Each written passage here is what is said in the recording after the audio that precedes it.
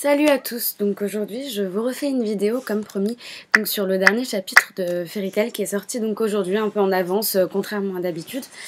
Donc le chapitre 419. Donc aujourd'hui je suis dans un décor un peu différent puisque je suis dans ma chambre avec ma magnifique fresque de FMA que j'ai fait il y a quelques temps de ça. Donc voilà, un jeu décor beaucoup plus sympathique et avec une nouvelle coiffure. Mais aujourd'hui je suis pas la seule à avoir une nouvelle coiffure puisque vous allez pas tarder à le découvrir.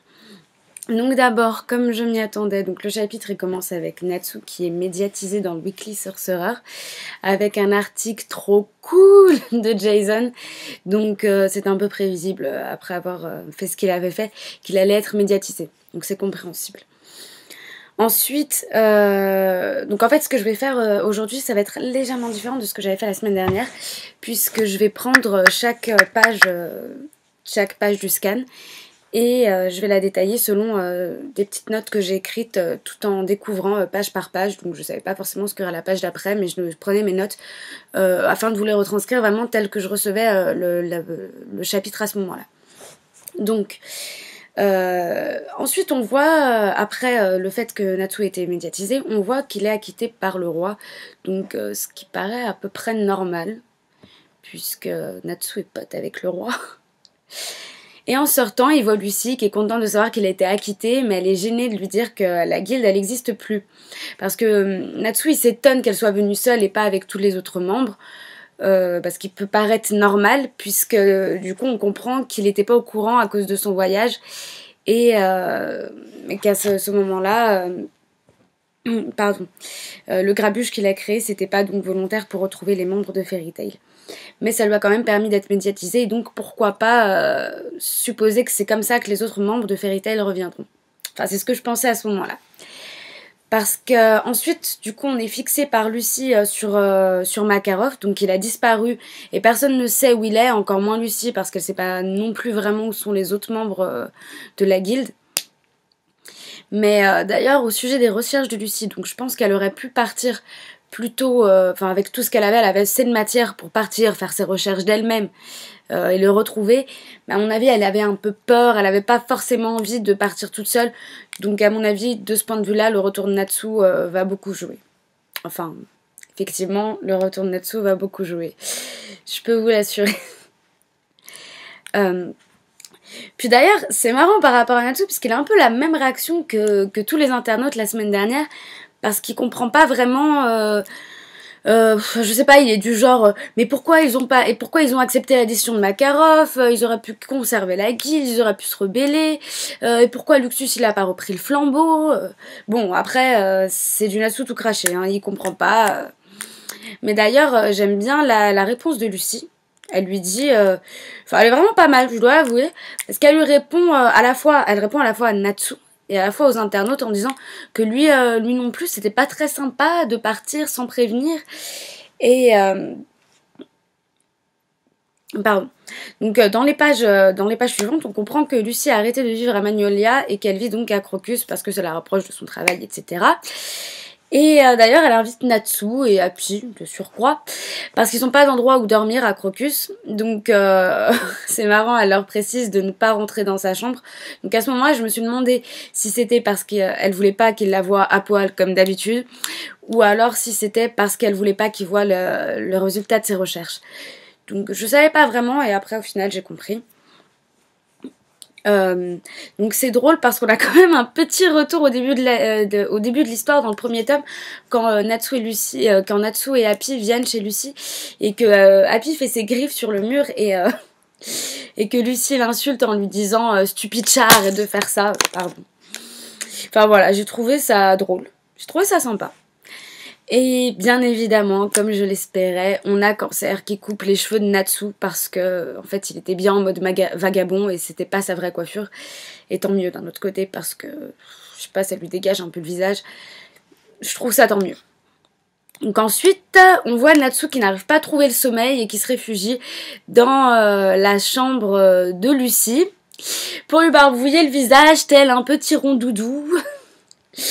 En fait, ça aussi, ça nous montre qu'il a absolument pas changé, mais d'un autre côté, ça fait plaisir de voir qu'il est toujours égal à lui-même. Et puis donc en rentrant dans la chambre de Lucy, avant même d'avoir eu le temps de lui barbouiller le visage, il voit le résultat de ses recherches, du coup ça le dissuade totalement de faire son énorme connerie. Et aussi à ce moment-là, on voit qu'il est quand même... Ah ouais, elle a quand même essayé de le retrouver. Il y a de la compassion quand même dans son regard, enfin ça se sent. Ensuite on en arrive donc à la fin de la nuit et donc au lendemain matin... dans la maison de Lucy qui se fait encercler donc par l'armée sans qu'on sache vraiment pourquoi. Enfin, Natsu apparemment lui le sait parce qu'il est coupable dont on ne sait pas encore de quoi. Et il embarque Lucy en sautant par la fenêtre et ça y est, ils sont en cavale. Et juste après, donc arrivé devant le palais, on comprend donc le titre du chapitre qui est un message de feu et qui est en fait Natsu qui a écrit avec du feu Fairy Tail sur ce qu'il juge donc être l'endroit qui va le mieux à tous les membres et qui est donc le palais royal. Du coup, on peut supposer qu'il a fait ça pendant la nuit en réalisant le désir de Lucy de revoir naître Fairy Tail et le sien d'ailleurs. Hein. Revoir naître Fairy Tail parce que c'est quand même le titre du manga Fairy Tail, donc c'est normal qu'ils aient envie de le revoir renaître leur guilde. Du coup, on peut supposer aussi que les anciens membres de la guilde, ils vont sûrement en entendre parler, car Jason dit lui-même qu'il tient son prochain scoop. Et pourquoi pas revenir d'eux-mêmes? Non, en fait, non. Parce que ça y est, l'entraînement il est fini, on peut rentrer à la maison, et pourquoi pas on ne deviendrait pas la guilde officielle du royaume, au service du palais royal, hein, franchement, pourquoi pas, hein, ça aurait été une bonne idée. Mais non. Non, on aura plus, à mon avis, droit du Natsu qui va partir en cavale et Lucy qui va les retrouver un par un. Ou deux par deux. Bah oui, deux par deux, parce que Grey, il est quand même avec Jubia. Donc là, c'est deux par deux. Bref. Donc bien sûr, le roi pardonne à Natsu, même s'il est sous le choc. Hein, bah.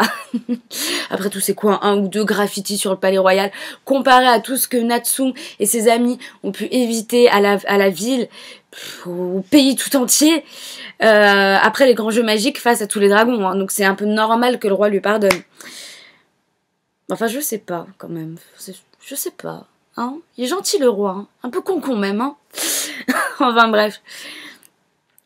Alors, ce qui me paraissait tellement évident, bon, et vraiment, j'en ai parlé dans la semaine dernière, c'est que Natsu, il dit à Lucy, allons rassembler tout le monde et recomposer la guilde. Et c'est à ce moment-là que je me suis dit qu'en fait, j'avais quand même prédit tout ça. Donc ça, avec la coupe de Natsu, qui sera arrangée par Cancer et d'autres éléments que j'avais prédit la semaine dernière. Je me demande si Fairy Tail serait pas un peu prévisible, en fait. Ouais, c'est vrai. Mais il n'y a pas que des mauvais côtés, parce qu'il y a néanmoins un bon aspect qui fait pour moi tout le charme de ce chapitre. C'est, si vous regardez en fait les deux premières vignettes qu'il y a à la 20e page du chapitre, ce sont exactement les mêmes que dans le premier tome. Vous savez... quand Natsu il dit à Lucy qu'il va lui faire rejoindre Fairy Tail, qu'il la chope par la main.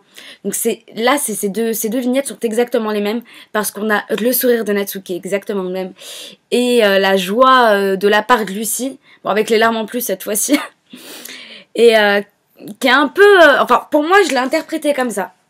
La première fois tu as juste intégré Fairy Tail grâce à moi, cette fois-ci tu vas la recréer avec moi. Donc c'est pour moi un joli clin d'œil de la part de Mashima qui fait pour moi tout le charme du chapitre parce que quand on revoit le premier chapitre, le premier tome en fait plutôt, le premier tome, et qu'on revoit celui-ci, on voit bien la connexion et j'ai trouvé ça mignon en fait, voilà. Donc après, on en arrive donc à la dernière page avec Lucy qui dit en tant que narrateur « Et c'est comme ça que notre nouvelle aventure a commencé ». Tout en les voyant s'éloigner donc dans des montagnes un peu rocheuses avec des statues un peu partout.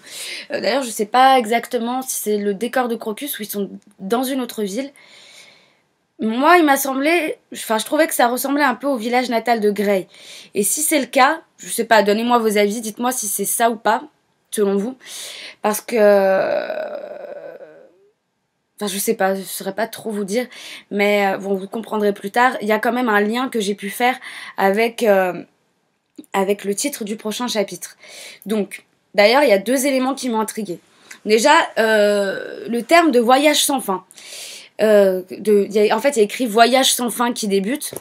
Donc ça me laisse supposer en fait qu'ils vont retrouver tous les membres de Fairy Tail et recréer la guilde d'une certaine manière, mais sans pour autant remettre les pieds à Crocus ou à Magnolia pour y reconstruire physiquement la guilde.